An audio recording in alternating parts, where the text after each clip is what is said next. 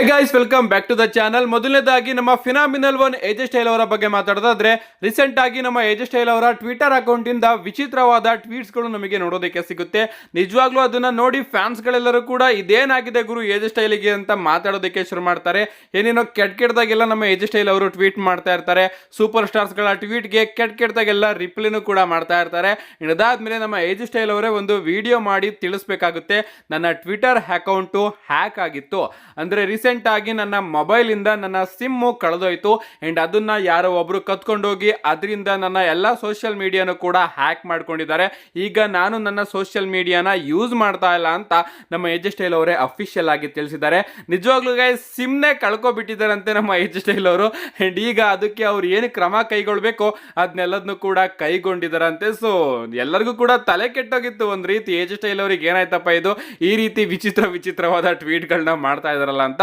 But ending ಅಲ್ಲಿ ನಮ್ಮ ಏಜೆ style ಅವರೇ ಇದಕ್ಕೆಲ್ಲದಕ್ಕೂ ಕೂಡ ಬಂದು ನನ್ನ ಸಿಮ್ ಕಳೆದೋಗಿದೆ ಕಣ್ರಪ್ಪ, ಅದು ನಾನಲ್ಲ ಅಂತ ತಿಳಿಸಿದ್ದಾರೆ. ನೆಕ್ಸ್ಟ್ ಅಪ್ಡೇಟ್ ಕಡೆ ಬರೋದಾದ್ರೆ ಇದಿರ್ತಕ್ಕಂಥದ್ದು ಡ್ಯಾಮೇಜ್ ಕಂಟ್ರೋಲ್ ಬಗ್ಗೆ. ನಿಮ್ಗೆ ಗೊತ್ತಿರಬಹುದು ಡ್ಯಾಮೇಜ್ ಕಂಟ್ರೋಲ್ ಅಲ್ಲಿ ನಮಗೆ ಯಾರ್ಯಾರು ನೋಡೋದಕ್ಕೆ ಸಿಗ್ತಾ ಇದ್ರು ಅಂತ. ಇಯೋಸ್ಕೈ, ಆಸ್ಕಾ, ಬೇಲಿ, ಕೈರಿಸೇನ್ ಹಾಗೆ ಡಕೋಟಾ ಕೈ ಅವರು ನೋಡೋದಕ್ಕೆ ಸಿಗ್ತಾ ಇದ್ರು. ಬಟ್ ಈಗ ಈ ಒಂದು ಟೀಮ್ ಇಂದ ಡಬ್ಲ್ಯೂ ಅಲ್ಲಿ ಕರೆಂಟ್ಲಿ ಆಕ್ಟಿವ್ ಆಗಿರೋದು ನಮ್ಮ ಇಯೋಸ್ಕೈ ಅವರು ಮಾತ್ರ. ಡಕೋಟಾ ಕೈ ಅವರು ರಿಲೀಸ್ ಆಗಿದ್ದಾರೆ. ಆಸ್ಕಾ ಹಾಗೆ ಕೈರಿಸೇನ್ಗೆ ಇಂಜುರಿ ಆಗಿದೆ. ಅಂಡ್ ನಮ್ಮ ಬೇಲಿ ಅವರ ಸಿಚುಯೇಷನ್ ಸಿಕ್ಕಾಪಟ್ಟೆ ಕ್ರಿಟಿಕಲ್ ಆಗಿದೆ. ಸದ್ಯಕ್ಕೆ ಬೇಲಿ ಅವರ ಕಂಡೀಷನ್ ಬಗ್ಗೆ ಯಾವುದೇ ರೀತಿಯ ಅಪ್ಡೇಟ್ಗಳು ಬರ್ತಾ ಇಲ್ಲ. ರೀಸೆಂಟ್ ಆಗಿ ನಮ್ಮ ಬೇಲಿ ಅವರು ಇಂಟರ್ವ್ಯೂಗೆ ಬಂದು ಹೇಳಿದ್ರು, ನನಗೂ ಕೂಡ ಅರ್ಥ ಆಗ್ತಾ ಇಲ್ಲ ಡಬ್ಲ್ಯೂ ಅವರು ಯಾಕೆ ಆ ಒಂದು ಡಿಸಿಷನ್ ತಗೊಂಡ್ರು ಅಂತ. ಅಷ್ಟೇ ಅಲ್ಲ ಗಾಯ್ಸ್, ನಮ್ಮ ಬೇಲಿ ಅವರು ಇನ್ನು ಹೊಸ ಕ್ಯಾರೆಕ್ಟರ್ ಗಳನ್ನ ಟ್ರೈ ಮಾಡಬೇಕು ಅಂತ ಇದಾರಂತೆ. ಅಂದ್ರೆ ಒಂದು ಲವ್ ಆಂಗಲ್ ಅಲ್ಲೂ ಕೂಡ ನಮ್ಮ ಬೇಲಿ ಅವರು ಬರ್ಬೇಕಂತೆ. ತುಂಬಾ ವಿಭಿನ್ನವಾದ ಸ್ಟೋರಿಗಳಲ್ಲಿ ನಮ್ಮ ಬೇಲಿ ಅವರು ವರ್ಕ್ ಮಾಡಬೇಕು ಅನ್ನೋ ಒಂದು ಆಸೆನ ಇಟ್ಕೊಂಡಿದ್ದಾರೆ ಅಂತ ಹೇಳಿದ್ರು. ಬಟ್ ಇನ್ನೂ ಪೂರ್ತಿಯಾಗಿ ನಮ್ಮ ಬೇಲಿ ಅವರು ಎಕ್ಸ್ಪ್ಲೋರ್ ಮಾಡಿಲ್ಲ ಯಾವ ರೀಸನ್ಗೆ ಅವರು ರಸಲ್ ಮೇನಿಯಾ ಇಂದ ಹೊರಗಡೆ ಉಳಿದ್ರು ಅಂತ. ಇದೆಲ್ಲದೂ ಕೂಡ ಸ್ಟೋರಿ ಪಾರ್ಟು ಅಥವಾ ಡಬ್ಲ್ಯೂ ಅವರೇ ಬೇಲಿ ಅವ್ರನ್ನ ಎಂಡಿಂಗ್ ಮೂಮೆಂಟ್ ಅಲ್ಲಿ ತೆಗೆದಾಕಿದ್ರು, ಅದನ್ನೆಲ್ಲದನ್ನು ಕೂಡ ಬೇಲಿ ಅವರೇ ಹೇಳ್ಬೇಕು.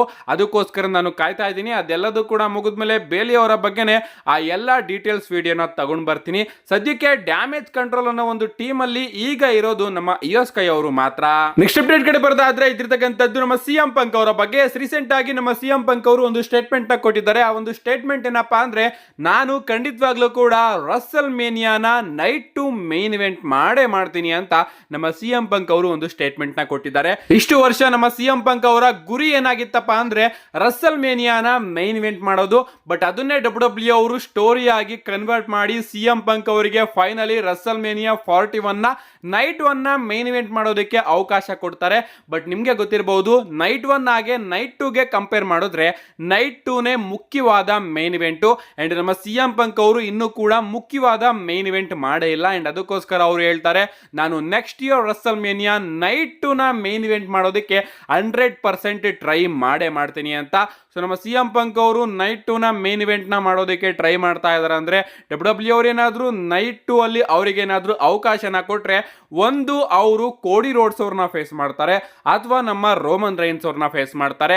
ನೋಡೋಣ ಗೈಸ್ ಏನಾಗುತ್ತೆ ಅಂತ. ಏನೇ ಆಗ್ಲಿ, ನಿಮ್ಗೆ ಅನಿಸುತ್ತೆ ನಮ್ಮ ಸಿಎಂ ಪಂಕ್ ಅವರು next year Russell mania night 2 ನ ಮೇನ್ ಇವೆಂಟ್ ಮಾಡ್ತಾರೋ ಇಲ್ವೋ? ನಿಮ್ಮ ಅನಿಸಿಕೆನ ಕಮೆಂಟ್ ಮಾಡಿ. ನೆಕ್ಸ್ಟ್ ಫೈನಲ್ ಅಪ್ಡೇಟ್ ಕಡೆ ಬರೋದಾದ್ರೆ ಇದಿರ್ತಕ್ಕಂಥದ್ದು ಬ್ಯಾಡ್ ಬ್ಲಡ್ ನ ಒಂದು ಆಂಗಲ್ ಬಗ್ಗೆ.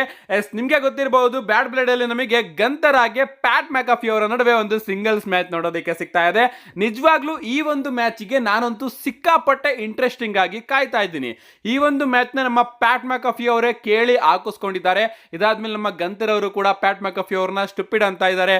ಎಲ್ಲರೂ ಕೂಡ ಪ್ಯಾಟ್ ಮ್ಯಾಕಾಫಿ ಅವರಿಗೆ, ನಿನಗೇನಾಯ್ತು ಗುರು, ಗಂತರ್ ಅವರ ಮೇಲೆ ನೀನು ಮ್ಯಾಚ್ ಹಾಕಿಸ್ಕೊಂಡಿದ್ಯಲ್ಲ, ಅಸ್ತಿರೋ ಸಿಮ್ಮನ್ ಜೊತೆ ಬ್ಯಾಕ್ ಲ್ಯಾಶ್ ಅಲ್ಲಿ ಮ್ಯಾಚ್ ಆಡೋದಕ್ಕೆ ಹೋಗ್ತಾ ಇದೆಯಲ್ಲ. ಗಂತರ್ ಅವರು ಮೊದಲೇ ರಸಲ್ ಮೇನಿಯಾದಲ್ಲಿ ಚಾಂಪಿಯನ್ಶಿಪ್ ನ ಕಳ್ಕೊಂಡು ಬೇಜಾರಾಗಿದ್ದಾರೆ, ನಿನ್ನಂತೂ ಚಿಂದಿ ಉಡಾಯಿಸ್ಬಿಡ್ತಾರೆ ಬ್ಯಾಕ್ ಲ್ಯಾಶ್ ಅಲ್ಲಿ ಅಂತ ಮಾತಾಡ್ಕೋತಾ ಇದ್ದಾರೆ. ಬಟ್ ಇದೆಲ್ಲದೂ ಕೂಡ ನಮ್ಮ ಪ್ಯಾಟ್ ಮ್ಯಾಕಾಫಿ ಅವರ ಮಾಸ್ಟರ್ ಪ್ಲಾನ್ ಆಗಿರಬಹುದು ಅಥವಾ ಡಬ್ಲ್ಯೂ ಅವರ ಒಂದು ಮಾಸ್ಟರ್ ಪ್ಲಾನ್ ಆಗಿರಬಹುದು. ಯಾಕಂದ್ರೆ ಈಗ ಸ್ಟೋರಿ ಬರ್ತಿರೋ ಪ್ರಕಾರ ಈ ಒಂದು ಮ್ಯಾಚ್ ನಡಿಬೇಕಾದ್ರೆ, ಅಂದ್ರೆ ಪ್ಯಾಟ್ ಮ್ಯಾಕಾಫಿ ಹಾಗೆ ಗಂತರ್ ಅವರ ಮ್ಯಾಚ್ ಬ್ಯಾಕ್ ಲ್ಯಾಶ್ ಅಲ್ಲಿ ನಡಿಬೇಕಾದ್ರೆ ನಮಗೆ ಗೋಲ್ಡ್ ಗೋಲ್ಡ್ಬರ್ಗ್ ಅವರ ರಿಟರ್ನ್ ನೋಡೋದಕ್ಕೆ ಸಿಕ್ಕಿ ಅವರು ಗಂತರ್ ಅವರ ಮೇಲೆ ಅಟ್ಯಾಕ್ ಮಾಡ್ತಾರಂತೆ. ಅಂಡ್ ಅದರಿಂದ ಈ ಒಂದು ಮ್ಯಾಚ್ ಅಲ್ಲಿ ನಮ್ಮ ಪ್ಯಾಟ್ ಮ್ಯಾಕಫಿ ಅವರು ವಿನ್ ಆಗ್ತಾರಂತೆ. ಅಂಡ್ ಹಿಂಗೆ ಡಬ್ಲ್ಯೂ ಅವರು ಸ್ಟೋರಿ ಲೈನ್ ನ ತಗೊಂಡ್ ಬಂದು ಗೋಲ್ಡ್ಬರ್ಗ್ ಆಗಿ ಗಂತರ್ ಅವರ ಮ್ಯಾಚ್ ನ ಸಮ್ಮರ್ ಸ್ಲಾಮ್ ಗೆ ಬುಕ್ ಮಾಡ್ತಾರಂತೆ.